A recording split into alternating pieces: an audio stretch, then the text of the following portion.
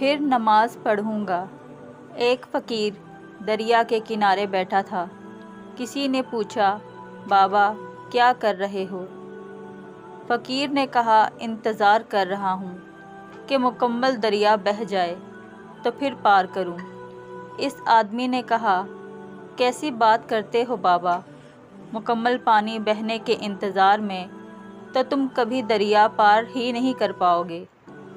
فقیر نے کہا، یہی تو میں تم لوگوں کو سمجھانا چاہتا ہوں کہ تم لوگ جو ہمیشہ یہ کہتے رہتے ہو کہ ایک بار گھر کی ذمہ داریاں پوری ہو جائیں تو پھر نماز پڑھوں گا، داڑھی رکھوں گا، حج کروں گا، خدمت کروں گا، جیسے دریا کا پانی ختم نہیں ہوگا، ہمیں اس پانی سے ہی پار کر جانے کا راستہ بنانا ہے، اسی طرح زندگی ختم ہو جائے گی۔